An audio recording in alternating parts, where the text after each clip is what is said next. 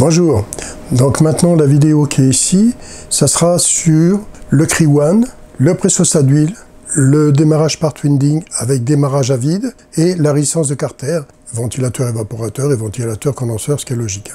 Donc on va voir tout l'ensemble maintenant.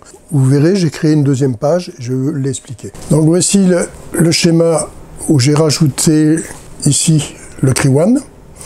Alors, le Cree-One, je vous joindrai une vidéo pour le brancher. C'est un peu comme le pressostat d'huile. J'ai fait une vidéo qui était à part, et là j'ai fait une vidéo aussi qui était à part pour le Cree-One. Pourquoi? Parce que dans Schemaplic, je ne sais pas avoir le contact en réalité, comment il doit fonctionner. Donc je l'explique bien dans une autre vidéo. Donc ici, si vous voulez, j'ai l'alimentation de mon Cree-One avec la thermistance. Bon, là on dessine une seule thermistance. Dans la réalité, vous verrez, il y a 3 thermistances, une sur chaque enroulement pour protéger notre compresseur. En général, c'est sur les compresseurs triphasés que l'on a ça, sur les semi-hermétiques. Semi-hermétique entre autres. Donc le semi-hermétique, il a 3 thermistances qui sont avec un Cree-One, et le Cree-One lui réagira si la valeur ohmique de une de mes thermistances change. Et à ce moment-là, le contact qui est ici, va réagir. Le contact qui est ici va réagir. Ça, c'est le contact de mon pressostat d'huile. Parce que j'ai le pressostat d'huile, il est dans la page numéro 2. J'ai déplacé un peu tout, et c'est grâce à cette page numéro 2 que j'arrivais à trouver comment faire. Alors, ici, lui va s'ouvrir quand j'aurai un problème. Échauffement du compresseur. L'échauffement du compresseur, ça je l'explique dans la vidéo, mais je peux vous l'expliquer aussi ici. C'est que le compresseur peut s'échauffer, bon, une intensité qui va monter, le compresseur va chauffer, donc il va déclencher. Le thermique, les PTC qui sont à l'intérieur, qui ont une valeur ohmique, vont changer de valeur. Et vous avez aussi, quand il y a un manque de gaz, la surchauffe est très grande, donc le compresseur s'échauffe, et ça aussi, peut nous faire déclencher. Alors, le contact qui est ici, alors lui, normalement, c'est un contact qui est normalement ouvert. Et quand on alimente le Cree-One, il se ferme. Mais là, je ne sais pas le faire dans la démonstration de ce Cree-One qu'ils ont fait dans Schemaplic. Mais je l'explique dans ma vidéo suivante. Donc, si vous voulez, qu'on ne sait pas alimenter, le contact là est normalement ouvert. Et quand je l'alimente, il se ferme. Il faut bien regarder les contacts où on doit se brancher. Bon, les Cree-One maintenant sont très sophistiqués. J'ai vu encore un truc il n'y a pas longtemps avec Bitzer, où eux ils ont un boîtier maintenant où tout est incorporé dedans, qu'on retrouve tout dedans. Donc c'est très sophistiqué d'ailleurs, c'est même bien. Alors, on va énumérer un peu tout ce qu'on a ici. Bon, donc on a le fameux disjoncteur différentiel, les sécurités de chaque poste. On va retrouver dans la deuxième feuille maintenant les ventilateurs évaporateurs, ventilateurs condenseurs, les marches-arrêts qui sont ici. Donc ça, c'est l'arrêt complet de mon système. Et ici, ça, quand celui-ci est fermé, je peux faire le pump down grâce à celui-ci avant d'arrêter ici. Donc il est conseillé de faire pump down avant d'arrêter mon installation ici. Alors on a les thermostats et les pressostats que je vous ai déjà signalés dans les autres vidéos. Alors la deuxième page, vous voyez dans la deuxième page, j'ai repris mon pressostat d'huile ici et ma résistance de Carter ici.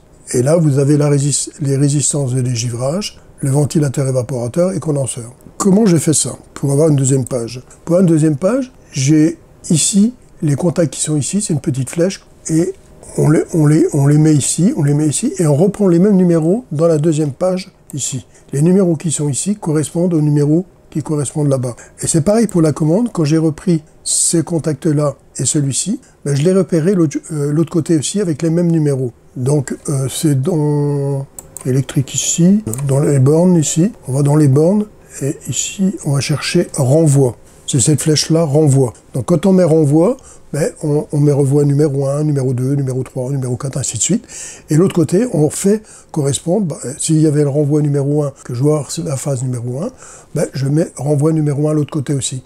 Comme ça, ça se prolonge. On va le voir tout de suite. On va faire la simulation maintenant. Simulation. Bon, ça, je vais le déplacer pour pas que ce soit devant moi. Ça aussi. Alors, le différentiel que j'enclenche, la sécurité de mon compresseur par winding. Je vais dans le folio numéro 2, je ferme ici, je ferme ici. Donc les sécurités des ventilateurs, évaporateurs et condenseurs et résistance électrique. Alors, pourquoi j'ai fermé ça? C'est parce que maintenant j'ai mis les contacts ici. Vous voyez, j'ai un contact ici qui est reporté ici, qui me dit si j'ai un des disjoncteurs qui déclenche, j'arrête mon installation. Ça veut dire qu'il y a un problème. Donc c'est pour me permettre d'être en sécurité complète avec mon installation. J'ai repris tout ça, j'ai rajouté tous ces trucs-là par rapport aux autres schémas. Maintenant, ma commande, je la ferme ici. Donc vous voyez, j'alimente déjà mon horloge de dégivrage. Ici, j'ai mon interrupteur marche-arrêt, je l'enclenche. Le marche-arrêt est enclenché. Ici, c'est l'interrupteur pendant, lui, je peux l'enclencher. J'ai mon pressostat, comme toujours, qui est toujours ouvert, celui de basse pression. Lui, peut être fermé maintenant. Il est en sécurité. Je suis toujours au-dessus de 0,2 bar, puisque lui, c'est 0,2 bar à la coupure. Et le pressostat de mon compresseur, enfin de mon alimentation de mon compresseur, qui lui dira oui, j'ai assez de gaz, je peux commencer déjà à fonctionner. Il coupe à 0,3 lui. Lui, il coupe à 0,2, mais l'autre, c'est à 0,3. Alors maintenant qu'on est dans cette position-là, j'ai mon thermostat qui est ici, thermostat de la chambre. Il dit j'ai besoin. Il enclenche la vanne magnétique et le relais de mon sigle pendant, qui est avec son contact ici. Alors ici, le gaz arrive dans l'évaporateur, il va jusqu'au compresseur, il enclenche le pressostat ici. Mon compresseur se met en route, il fait un démarrage à vide, et vous voyez, il s'arrête aussitôt le démarrage à vide dès que le contacteur numéro 2 s'est enclenché. Vous avez les deux contacteurs qui sont enclenchés, mon moteur qui fonctionne maintenant ici. Ici, on a le pressostat du condenseur qui va s'enclencher. On descend en pression dans l'évaporateur, on descend à moins 10 pour que ce soit gelé à l'intérieur. Vous voyez, j'ai pris un... Alors, ce qu'il y a de bien, c'est que vous voyez, bon, je vais fermer ici, c'est pas grave. Et vous voyez ici, comme j'ai mis un certain temps pour enclencher tout ça, qu'est-ce qui s'est passé entre-temps? Le compresseur qui est ici, qui a démarré, qu'est-ce qu'il a fait? Lui, il a dit « mon pressostat d'huile, j'ai pas atteint ma pression. » Parce que dans le folio numéro 2 ici, la pression ici, j'aurais dû l'enclencher ici. Alors maintenant, on va l'enclencher, on va dire sur le folio numéro 1.